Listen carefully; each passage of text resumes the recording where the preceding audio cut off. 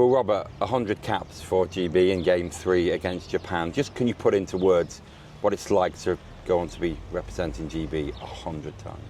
Yeah, it's been a long old time to get here.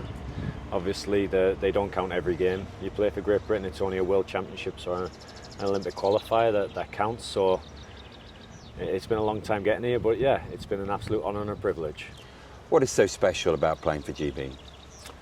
Representing your country is something you look at as a kid. Obviously, we're brought up in a football world, and watching people play for England as a kid was something special, and the whole country kind of stopped for it.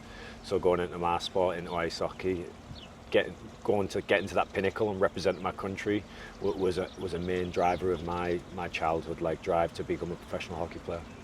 You say that obviously when you're younger everyone likes football, but you liked ice hockey. Why? Where did that bug come from? It's my brothers, both my older brothers, both played professional ice hockey, so I was kind of brought up getting dragged around ice rinks, and I didn't really have a choice. Do you have what are your first memories of actually getting those skates on and getting on the ice?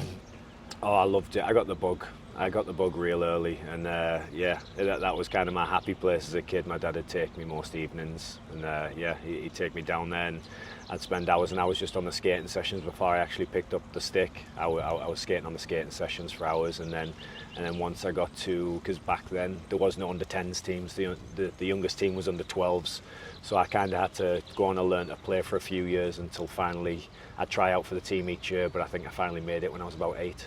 Can you remember what your friends' reactions were when you were younger? Because certainly when I was growing up, I didn't think I really knew anyone that played ice hockey. Do you remember what your friends thought? I mean, perhaps we all went ice skating, but not many actually did ice hockey. Yeah, well, where I'm from, it's a little town in Billingham called Billingham, and it's not the biggest town, and there's an ice rink there, so quite a lot of people know about the ice hockey and ice skating. It's a great little hockey town, and yeah, so quite a few of my friends knew about the hockey because it's one of the main things to do around there. Going to 2009, when you made your World Championship debut, you might not have many memories, but that was in Poland. You scored in your second game against Italy. What are your first memories of putting that GB shirt on? I was very proud. Obviously, coming through the ranks, and you play for the GB under-18s and the GB 20s, and obviously you're trying to make that jump to the senior team. But there were so many really established players in that side.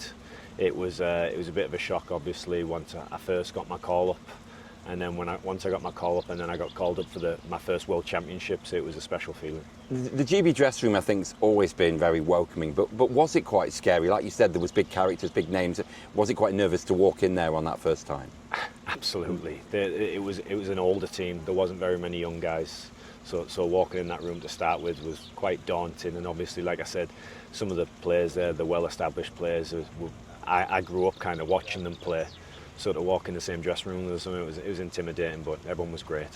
Just want to go through a few big moments, and the more recent ones, and I guess let's start with the journey under Pete Russell, where 2 sort of final day heartbreak silver medals led to a gold medal in Belfast. How much did you and the team sort of take from that heartbreak on the final day to move into that first one in Belfast? Yeah, those first 2 were gut-wrenching.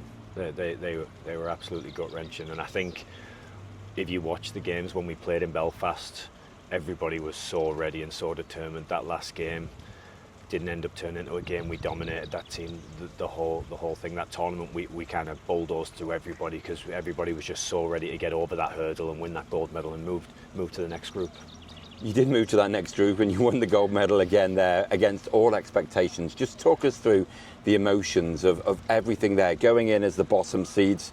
I think we've talked a lot about this where I think Jonathan Phillips maybe said, we as a group thought we could get promoted, we also knew we could get relegated. How was the ethos in that tournament in Hungary?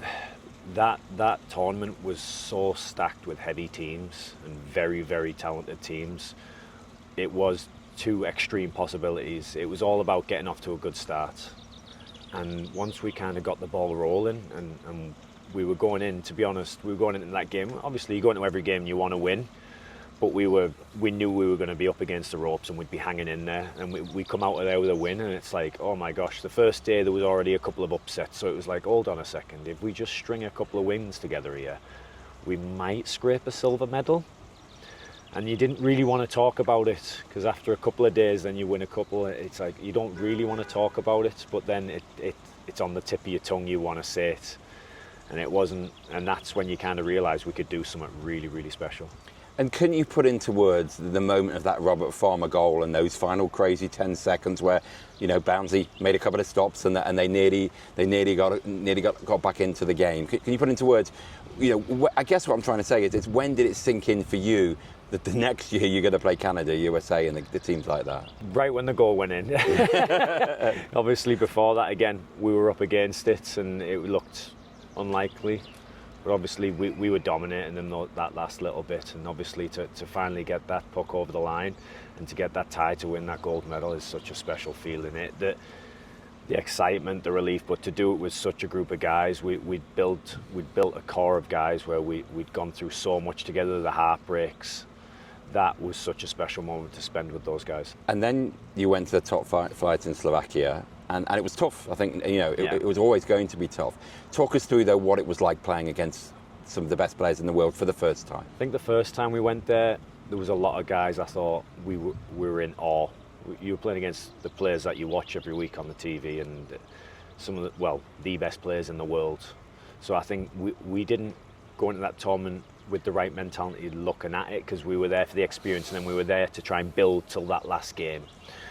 I think in tournaments after that, we kind of felt like we belonged, and the bigger teams, we'd go after them and we'd get after bigger teams, and I thought that's when we really came into our own. But that first tournament, the whole ethos of it was we were going to build to be the best at the end, because that's when we know we had to try and steal our games, was at the end of that tournament. So going through some of those games against some of the higher teams, we didn't enjoy getting beat the way we did, but I think it all built us and got us ready, geared us ready for that last game. Talking about that last game, remarkable, 3-0 down to win it 4-3 in overtime. How much does this team spirit we talk about and the ethos, how much does that signify what you did in that game? You could do a movie on it, like the team, how tight we are, and like I said, they did a documentary. the whole heartbreak we'd been through, and I think it just built us, and it built us more closer as a unit. And obviously, to go and do something so special like that again with such a great group of guys, it's something I'll take with me forever. Obviously, eventually came back down, but it gave us the chance to host a tournament on home ice and go back up in Nottingham. Just what was it like to win that tournament on home ice? It was amazing. Obviously, you play in front of your home fans every week, but no matter which rink you go to, someone's always going to give you a comment here or there. But to have a rink filled to the rafters with everyone is all for you and all for us as a unit was special. More recently, obviously, in fact, after that tournament, Jonathan Phillips retires and you take on the captaincy. You know, talk me into words what that honour was like and what is it like to lead your country? It's special. It's big shoes to fill. Obviously, I've played with John for a long time. He's an exceptionally good human being. So to try and fill in from where he is, we had a lot of talks. We had some chats about how he approached things, but we're two different personalities. So I didn't want to try and be like John. I wanted to be like myself, but I wanted to try and take aspects from John Boy, because he's done such a fantastic job in leading this team and bringing this team together, that I kind of wanted to carry on a lot of stuff. Obviously, the experienced players are retiring. We're having a number of retirements that they're ongoing. I just wonder how, looking at it the other way, how exciting is it to be part of the old guard, as it were, and see some of these new players coming through, 3 players getting debuts at this tournament? It's brilliant seeing the new guys coming in and how they're reacting to the situations. I think everyone's come in and done a fantastic job, but it takes me back a little bit. I'm kind of hoping the locker room isn't as daunting for them as it was for me. I hope we make it as welcoming as possible and they don't feel as daunted, but they don't seem it.